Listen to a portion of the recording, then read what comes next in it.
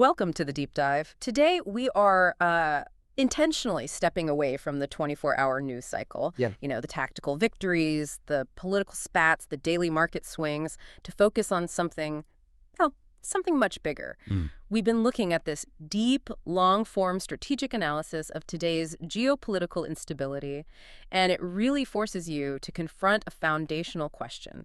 Is the world fundamentally changing, or is this just, a bad patch? It's definitely the first one. And that's Mhm. that's really the mission of this deep dive today. Right. We're looking at sources that don't focus on what the headlines are, but why they're happening. What are these major global conflicts and rivalries actually signaling about the underlying structure of global order? And what are they signaling? The consensus among these, strategic thinkers is that Yeah. the world is decisively moving away from that predictable, U.S.-led, rules-based system. The one we all got used to. Exactly. The one that defined post-Cold War stability for, 30 years? Yeah. That's over. That sounds incredibly dramatic. I mean, when we talk about a system moving away from a U.S.-led framework, what are we moving toward? That's the scary part, isn't it? It is. We're moving toward a fragmented multipolar order. And this new order it's characterized by heightened, persistent power competition. You've got regional conflicts becoming more frequent. And crucially, the systemic weaponization of things that used to be stable. What kinds of things? Previously stable economic systems, Mhm. things like trade routes, energy supply, financial networks, they're all being used as tools of statecraft now. So for you, the learner, who is trying to get your head around all this quickly but thoroughly, why is understanding this structural shift so vital right now? Why should you care that geopolitics is suddenly dictating your investment portfolio and, your grocery bill? Because the nature of conflict itself has changed. That's the key. Modern wars and rivalries are no longer these isolated events happening in a vacuum somewhere far away. They are acting as systemic stress tests of everything we took for granted. The cost of energy, the reliability of trade routes, the functioning of global finance, even the political stability you need for long-term investment. So understanding this is the shortcut? It is the absolute shortcut to decoding the new global cost structure that is impacting, and I mean this literally, every business plan and every household budget you're going to make over the next decade. And the central, almost philosophical insight that anchors this entire analysis is the death of an era's core assumption. We bought into something for 30 years that is now, you're saying, completely dead. Absolutely. The post-Cold War assumption was, it was simple. Economic integration guarantees peace. The Golden Arches theory, right? Countries with McDonald's don't fight each other. Sort of, yeah. The idea was if we make everyone rich and interdependent, they won't fight. It's just bad for business. And that assumption underpinned the entire movement toward maximum globalization and efficiency. But today? Today, the paradigm is inverted. Security, resilience, national control of strategic resources. Those are now the non-negotiable priorities. And they totally outweigh efficiency and cheap globalization. The cost of convenience, as it turns out, is now seen as too high a strategic risk. Okay, let's unpack this structural reshaping of the world and find out where the true costs are hiding. We're moving from a world where efficiency was king to one where resilience is the crown jewel, and, well, that comes with a price tag. Very big price tag. Let's delve into it. Okay, so let's start by defining this defining shift. For roughly 3 decades, every major global corporation, every government, they optimized for maximum efficiency. They asked, where is the cheapest labor? Where is the fastest, lowest cost transport? How can we keep inventory as low as possible? The just-in-time model. Exactly. But that foundational principle of global commerce is not only gone, you're saying it's been replaced by a mandate for national resilience. That is the perfect way to frame it. The shift is from maximizing global efficiency, a system built on assumptions of, low geopolitical friction and open borders, to prioritizing national resilience. Can you break down that difference, efficiency versus resilience? Sure. Efficiency is all about optimization. You want a single perfect factory in the cheapest possible location to serve the entire world. Right. Resilience is about survival. You want 3 adequate factories in 3 politically safe locations, even if they're more expensive. Resilience inherently requires redundancy, control, and, by definition, expensive localization. It is a necessary strategic retreat from globalization. And the sources point to 3 defining stress tests. These aren't just separate events, are they? They're like a trifecta of global instability that collectively signal the irreversible end of that post-Cold War era. They are the 3 tectonic plates grinding against each other. It's the perfect metaphor. First, you have the Russia-Ukraine war.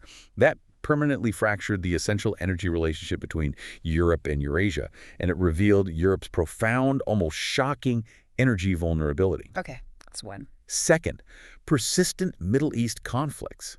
These demonstrate how instability in critical choke points like the Red Sea functions as a global tripwire for inflation and transportation costs. A tripwire, I like that. And third, the massive, sprawling U.S.-China rivalry. This defines the technological and economic contest of the century, and it's forcing the decoupling of global supply chains, whether we like it or not. So separately, they are crises, but together. Together, they create a mandatory structural reassessment of global risk management for every government and every company on the planet. Let me push back on that for a second. If you're a CEO or a finance minister and you're told you must pay more for resilience, how do you practically justify that to shareholders or to taxpayers who are already stretched thin? What is the core trade-off here? The trade-off is simple. It's the avoidance of catastrophic failure. The immediate, unavoidable consequence of prioritizing control and resilience is a higher cost base for the entire global economy.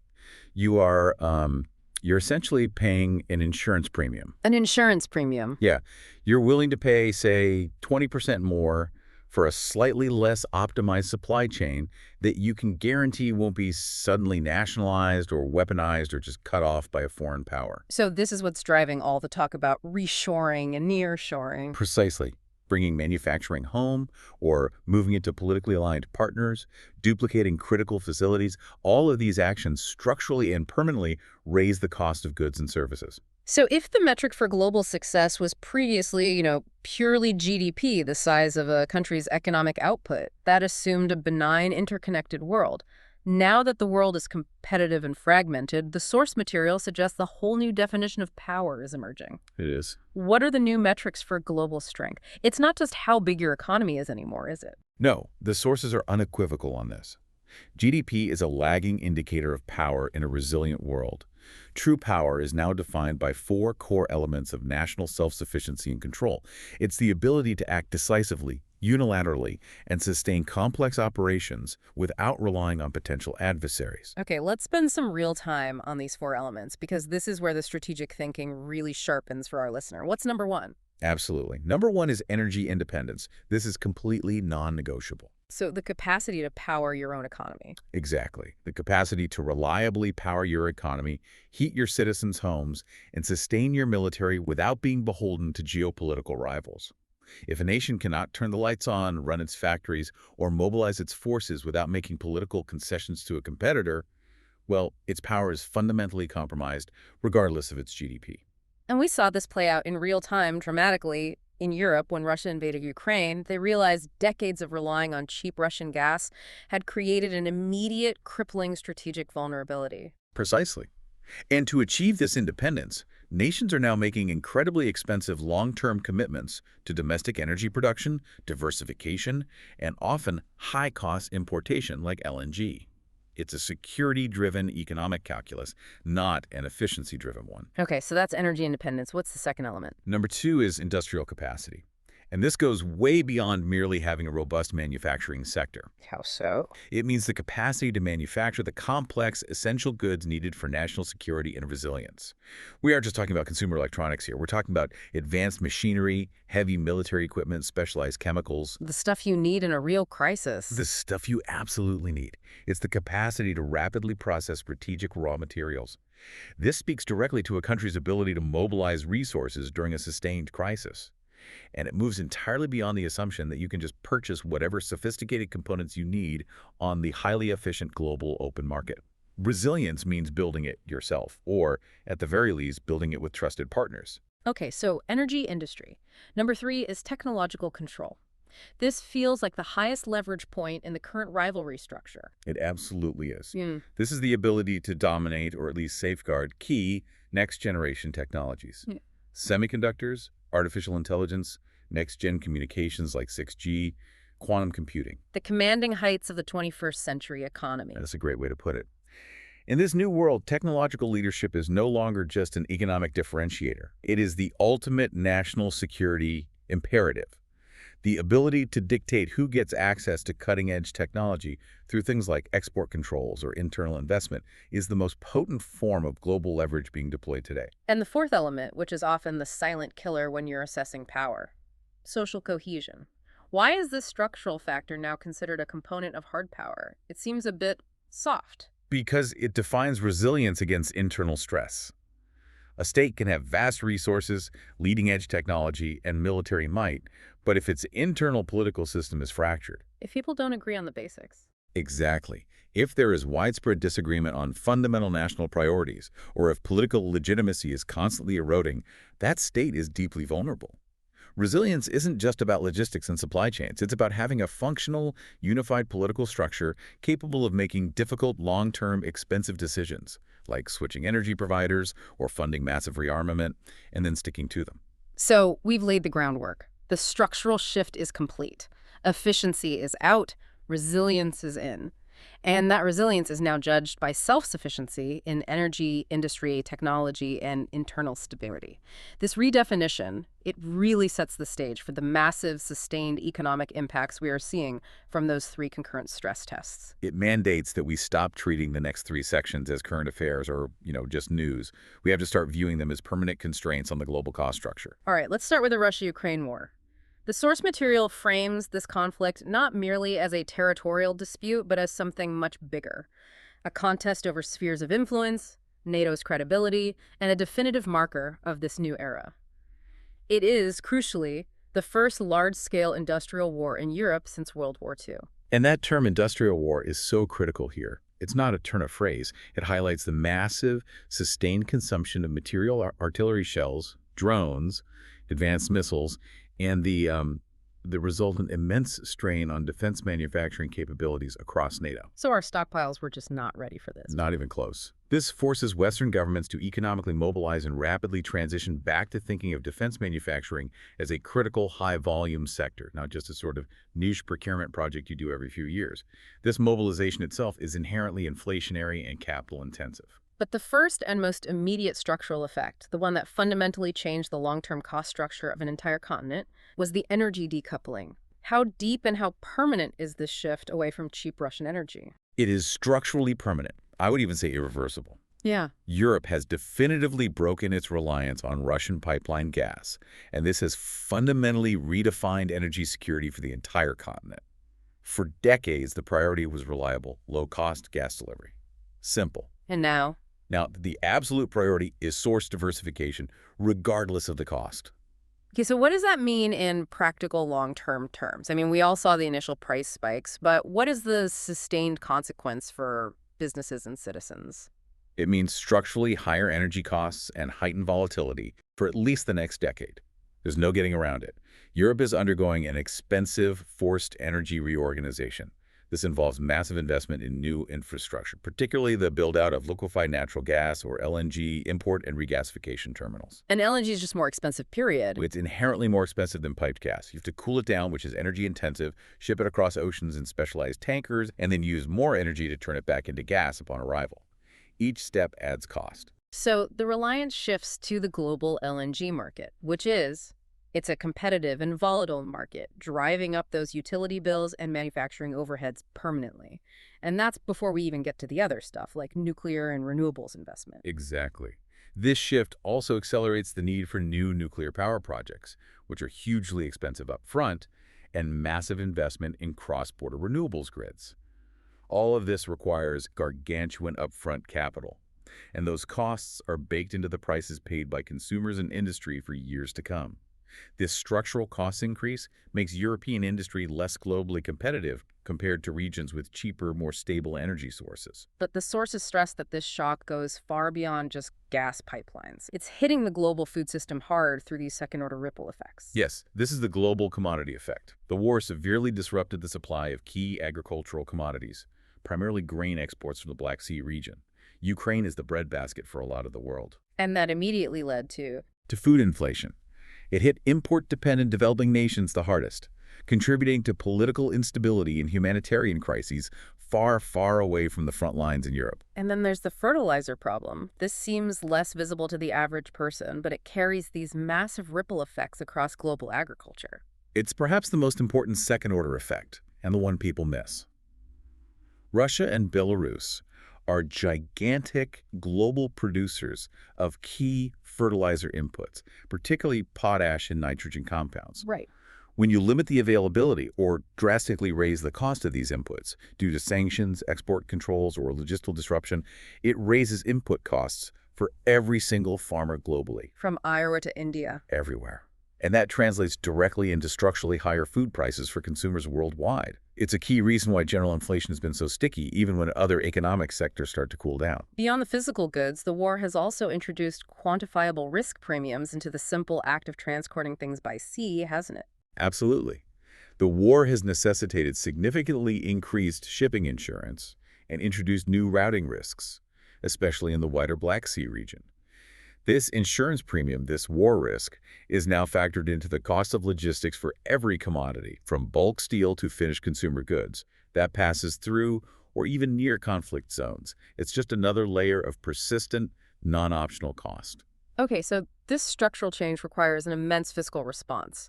Let's look at the financial mobilization that's outlined in the sources. Governments have to pay for all this. They do, and the fiscal impact is a return to big government spending. We are seeing a massive defense spending surge across all NATO member states. For instance, many nations that had defense spending around, say, 1% of GDP are now rushing toward or achieving the 2% target. And that 1% difference is billions and billions of dollars. It's enormous. This rapid recapitalization, buying shells, missiles, new platforms, is costly and is funded primarily by governments absorbing massive amounts of new debt. They are funding war readiness and aid through sovereign borrowing. Here's where it gets really interesting. Let's connect this back. Look at the direct impacts of these debt and spending choices on the listener, the individual taxpayer. For citizens, the concrete effects are a structural reduction in disposable income. It's a simple, painful formula. You have higher utility bills due to the expensive energy shift, higher food prices due to the commodity and fertilizer shocks, and inevitably higher taxes in the future to service the enormous surging defense and wartime debts. So it's a multi-layered, mandatory cost of living increase driven entirely by geopolitics. It is. There's no escaping it. And for the investor, the traditional thesis is completely inverted by this structural shift. Yes. The investment thesis that chased stability and cheap production is dead. Investors now place a massive strategic premium on sectors that benefit from or are essential for this rearmament and resilience drive. So defense contractors. Defense contractors, energy infrastructure, specifically LNG, and pipelines that ensure security in commodities, things like copper, lithium, and specialized materials that are necessary for both a military buildup and the green transition. These assets are now structurally valuable because national security is the new economic growth engine. So the Russia-Ukraine conflict, therefore, is not just a regional war. It's a global reset button for how we calculate risk, cost, and national priorities for the foreseeable future. It normalized volatility and proved very painfully that economic interdependence does not deter major military action. That was the big lesson. Okay, so if the Russia-Ukraine war was the structural shock to Europe's energy foundations, the conflicts in the Middle East act as the systemic accelerant, the global tripwire that guarantees constant market volatility. Why is instability in this particular region so uniquely positioned to create global consequences? It's a matter of critical concentration. It's geography, really. The Middle East is the world's most crucial energy export region, full stop.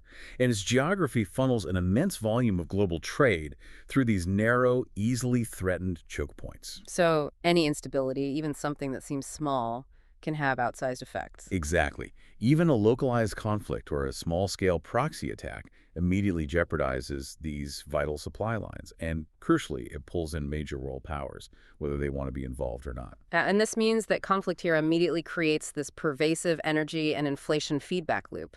Can you walk us through how that economic loop functions? How quickly does geopolitical risk get transmitted to consumer prices? The loop starts with a risk premium. Any perceived increase in risk, be it in the Persian Gulf, the Red Sea, surrounding nations, it immediately translates into persistent oil price risk premiums. And this isn't about supply and demand in the moment. No, this is key. It's not a premium based on current production capacity. It's based on the fear that production or transit capacity will be taken offline next week or next month.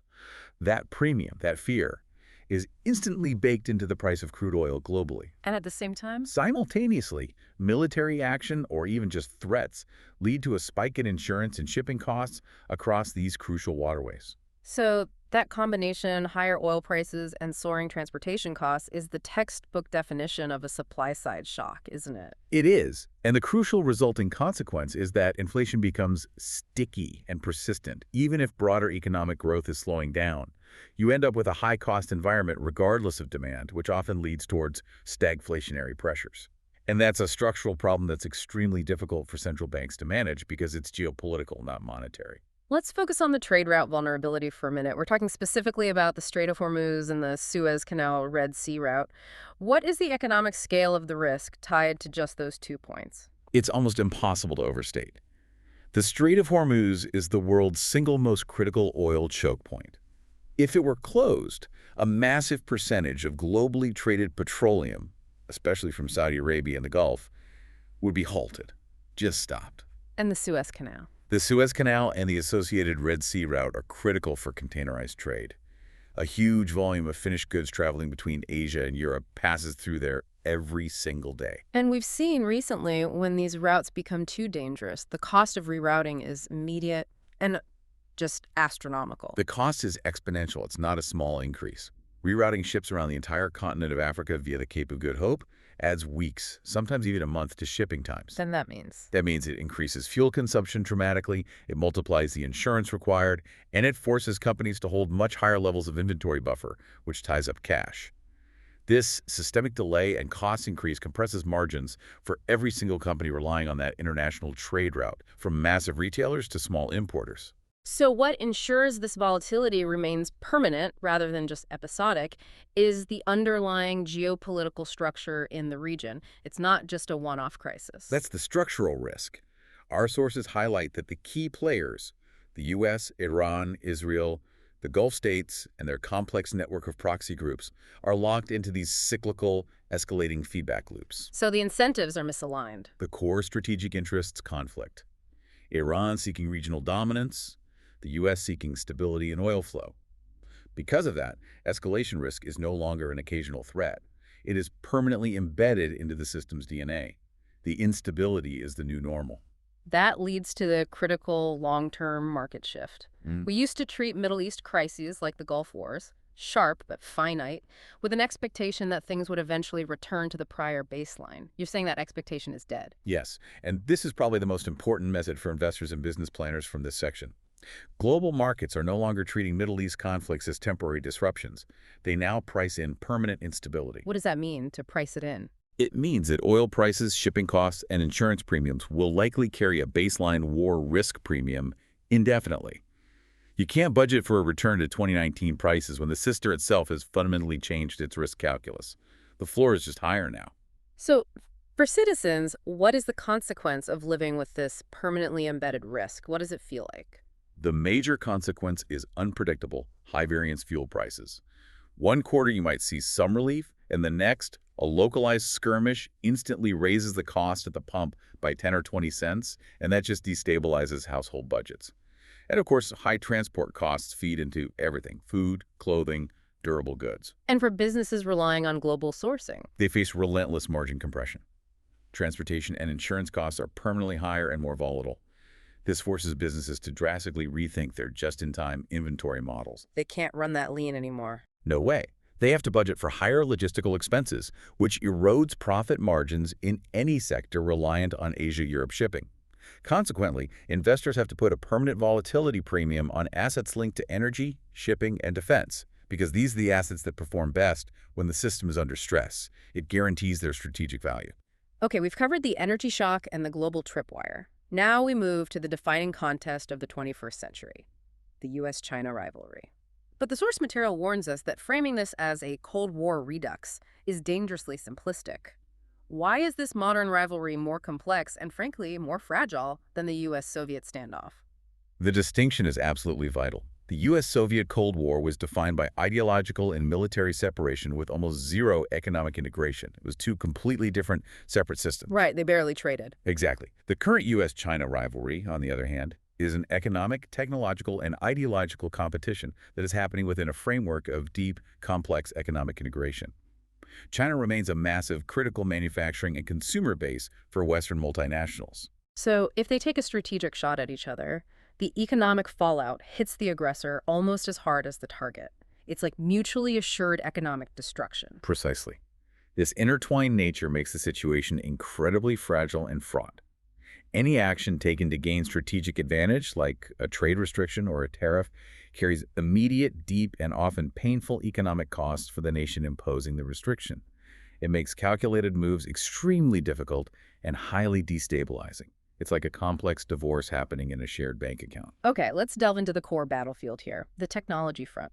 This is where the competition is most acute, isn't it? It is. What specific technologies are the focus, and how exactly are supply chains being weaponized? The focus is on what you could call foundational technologies. Advanced semiconductors, which are the brains of the entire modern economy, artificial intelligence, which dictates future military and industrial efficiency, and key technologies like advanced batteries and quantum computing. The weaponization occurs through rigorous, targeted export controls and investment screening. Tell us more about those export controls. It sounds a bit abstract, but it's really concrete, right? If I control the choke point on the advanced machinery used to make the highest-end chips, I basically control the future capacity of my rivals, don't I? You absolutely do. This isn't just about refusing to sell the finished chip. It's about restricting access to the highly specialized, often unique, machines, chemicals, and software that are required to design and fabricate chips at the 3-nanometer scale. So it's about the tools to make the tools. Exactly. These export controls are designed to create strategic bottlenecks, thereby forcing technological containment on competitors. This strategy is a deliberate structural move away from the free-flowing global technology exchange we got used to and toward a strategic, government-mandated technological separation. And this introduces massive, unavoidable friction and duplication costs globally. And that friction leads directly to changes on the manufacturing and trade front. We hear all these terms now like friendshoring and nearshoring. Can you explain what these models mean and why they inherently raise the cost of goods for everyone? Sure. The old model chased the absolute lowest cost, which often meant concentrating production in places like China. For 30 years, that was the only game in town. Right. Friendshoring and nearshoring prioritize supply chain security and geographical proximity, regardless of the incremental cost. Friendshoring means moving critical production to politically aligned nations. Think Mexico, India, Vietnam, or select parts of Southeast Asia.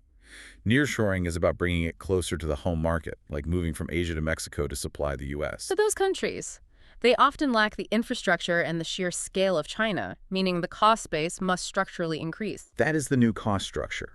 You are building extra redundant manufacturing capacity in places that may not yet have the deep labor pool, the reliable electricity, or the sophisticated logistical networks that China developed over 30 years.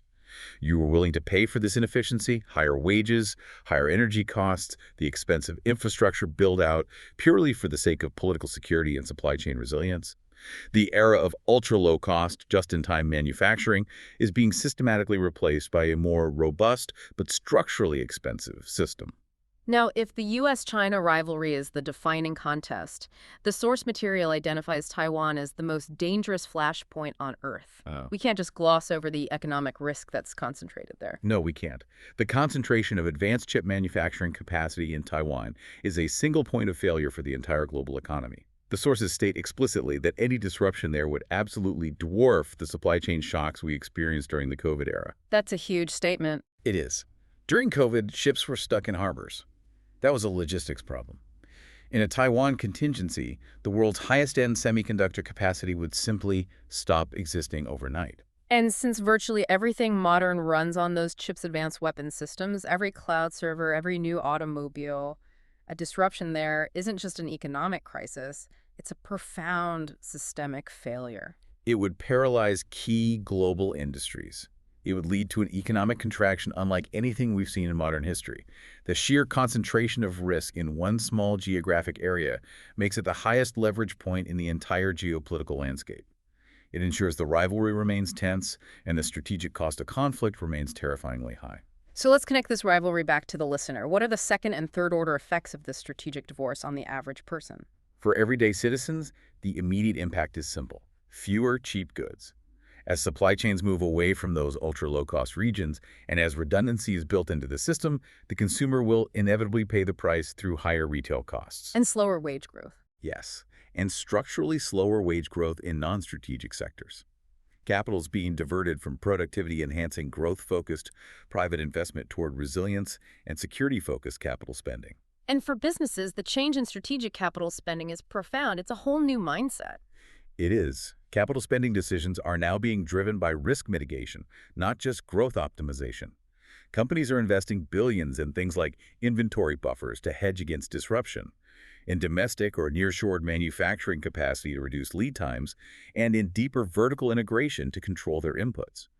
This shift structurally elevates operating costs and forces companies to accept lower short-term growth metrics in favor of long-term survival and resilience. And for investors, returns will increasingly concentrate in those strategic sectors, chips, specialized materials, defense, and high-tech manufacturing that are integral to this new, fragile world order and are backed by government strategic mandates. The old, broad tide of globalization is receding.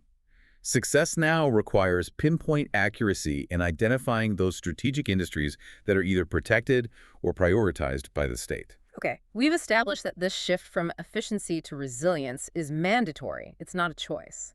And the inevitable consequence is a higher global cost floor. The sources synthesize this into a clear, sustained, structural inflation formula. This isn't the cyclical inflation that will just fade away. This is baked into the system for years to come. That's the critical difference and is what people need to get their heads around. We are looking at costs that cannot be easily reversed. The formula for structural inflation is pretty straightforward. Defense spending plus energy transition investments plus supply chain redundancy, a permanently higher baseline for inflation. And these are all non-discretionary costs being imposed at the same time? Simultaneously, it's the confluence that's so powerful. Let's analyze the mechanics of why each component is structurally inflationary, beyond just the simple equation. Start with defense spending. Okay, so defense spending is inflationary because it diverts a massive volume of capital, skilled labor, and manufacturing capacity toward goods that are non-productive in the consumer sense: tanks, missiles, artillery. Right, you can't eat a missile. Exactly. It's a massive government demand shock that creates competition for resources, like engineers and steel, but it doesn't produce any consumer-facing goods to absorb the increased money supply.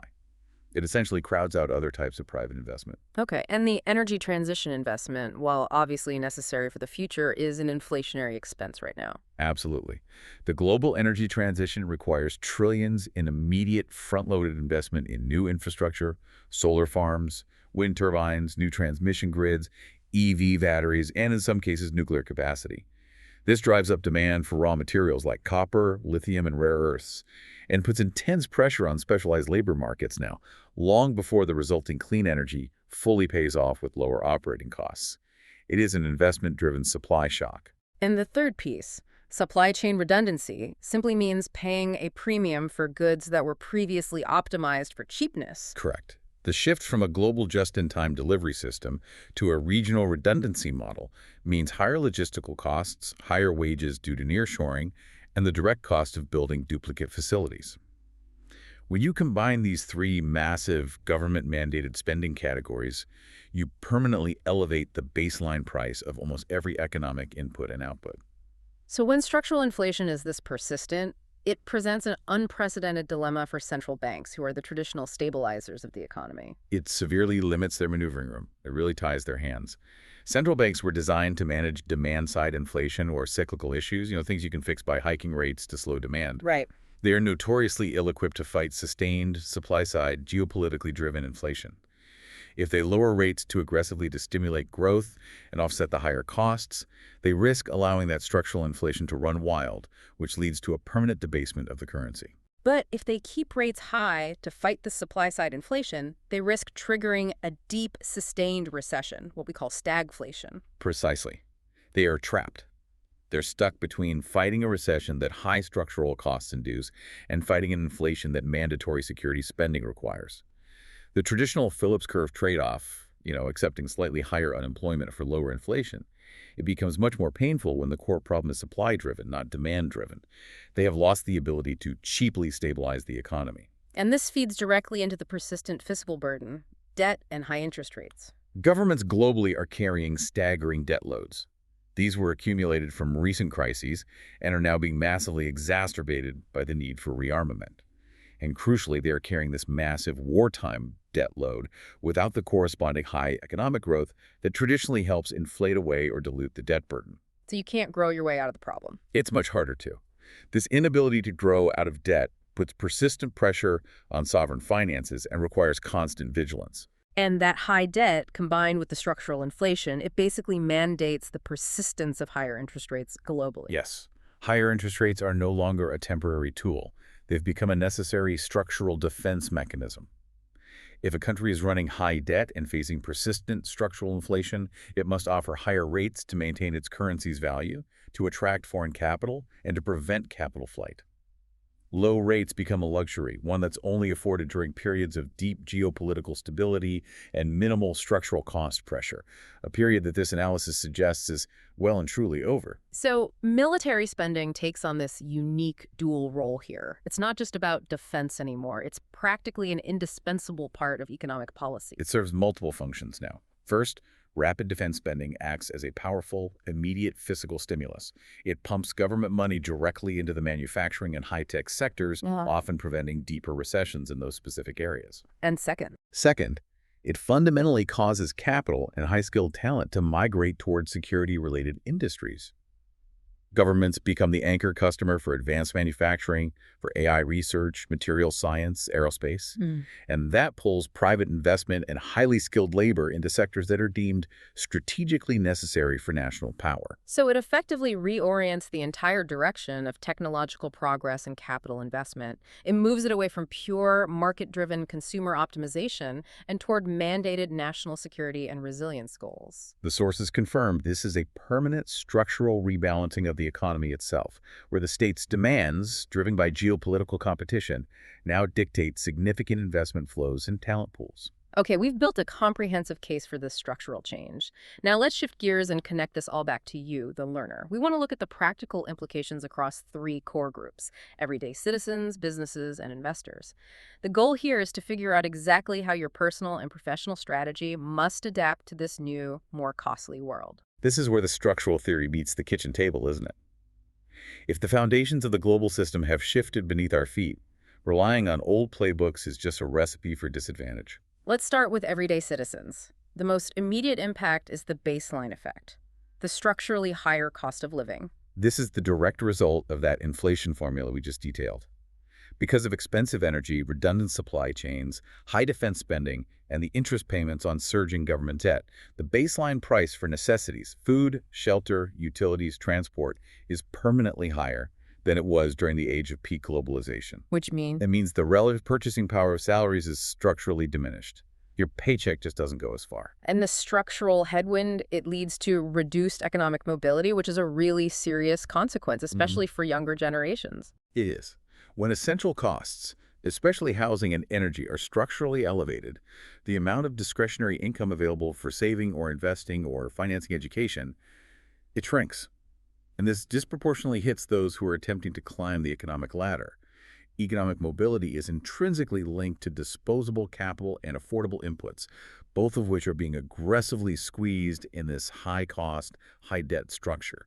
The path to wealth accumulation just becomes steeper and narrower. And finally, citizens have to accept greater exposure to persistent political instability, which now translates almost instantly into economic pain. The buffer that globalization provided is gone. That's the thing to remember. Citizens are now far more exposed to the shockwaves of distant conflicts. Whether it's unpredictable gas prices caused by that Middle East tripwire or food price spikes due to Black Sea conflicts, political instability immediately translates into material, measurable economic pain at home. You can no longer afford to ignore geopolitics. Okay, let's pivot to businesses. If they are used to operating in a globally optimized, low-friction system, how does this new reality fundamentally change their profit margins and compliance obligations? They face relentless and severe margin pressure from input cost volatility, raw materials like copper and steel, energy like LNG and oil, logistics. They're all now subject to immediate geopolitical price swings. Profitability is less stable, far harder to forecast, and requires massive hedging strategies, which themselves are costly. And the cost of just operating responsibly increases due to all these new regulatory mandates related to security. Absolutely. There is increased compliance, regulation, and security costs across the board. When supply chains are seen as vectors for technological warfare, governments impose rigorous audits to ensure your inputs aren't coming from restricted sources. So you need a whole new department just to track this stuff. Pretty much. Businesses have to invest massively in due diligence, in regulatory personnel, in cybersecurity, and in auditing their entire newly fragmented supply chain. This is a non-trivial operating expense that cuts straight into the bottom line. And this high-risk environment fundamentally shifts who has the strategic advantage in the marketplace, doesn't it? It does. The advantage shifts heavily toward businesses with two traits: massive scale and vertical integration. Scale allows you to absorb higher compliance costs and withstand energy volatility better than your smaller competitors. And vertical integration, controlling the supply chain from raw material acquisition all the way to finished product assembly, provides the necessary resilience that the global open market no longer guarantees. So smaller businesses are at a disadvantage. Small, highly specialized businesses that are reliant on complex, distant supply chains. They face exponentially higher risk and will struggle structurally in this new environment. Finally, let's talk directly to the investors. For decades, the philosophy was passive investing. Just assume the tide of globalization lifts all boats. The sources suggest that this passive assumption is now extremely dangerous. It is the single most dangerous assumption an investor can make today. The key insight is that asset selection and active positioning matter far more now than general market direction. In this new age of structural inflation and volatility, a broad market index, which is heavily weighted toward companies built on the now-dead principles of efficiency, cheap capital, might deliver really disappointing inflation-adjusted returns because the structural headwinds are just so strong. So investors have to be highly selective and actively position their capital to hedge against these new risks. What asset classes are strategically positioned to outperform in this world? The analysis strongly suggests focusing on assets that provide durability and benefit from these structural shifts. So first, real assets, things that hold value or appreciate when currency is being debased by inflation. Land, strategic infrastructure like ports, energy grids, data centers, and physical commodities. Okay, what's second? Second, cash flow businesses that are necessary and durable. Businesses providing essential services like utilities, healthcare, defense maintenance, things with reliable operational cash flow, regardless of the geopolitical noise. And third, Strategic industries, the very foundations of the new power structure. Semiconductors, defense, essential energy production, and infrastructure related to that friendshoring trend we talked about. so the era of just passively benefiting from global stability is over. Success requires active positioning based on a clear understanding of geopolitical constraints and this new cost structure. You have to construct a portfolio that is actively hedged against the permanent risks that define this new era: structural inflation, fragmentation, and persistent instability. Hashtag outro. That brings us to the long-term transition summary. If we look out over the next 10 to 20 years, we can clearly see the fundamental strategic trade-offs the world is making in place of the old assumptions. We are permanently transitioning. First, from enjoying the peace dividend, the hope of lower defense spending and maximized welfare, to paying a structural security premium that's funded by debt and taxes. Right. Second, from prioritizing maximum global efficiency to mandating national resilience through duplication and localization. Third, from a reliance on complex financial engineering and leveraged growth to valuing hard assets and real production, the stuff society genuinely needs. And finally, And finally, from assuming low volatility as the baseline to accepting persistent uncertainty as the new defining characteristic of global markets. the strategic analysis suggests that the modern world isn't collapsing into chaos, but rather entering a new, painful, and costly phase of structural reorganization dictated by power competition. That is the ultimate takeaway. The system that defined the last generation's prosperity, that open, low-friction, cheap, globalized system, is being systematically replaced by a structure that is inherently more costly, requires more redundancy, and is explicitly focused on national durability and control. This shift will redefine economic winners and losers globally for decades to come. So, for those who understand this monumental shift early, what is the ultimate practical advice for positioning your capital and your focus? The advice is consistent and practical. Shift your focus away from chasing pure growth metrics and toward durability. Position capital in real assets.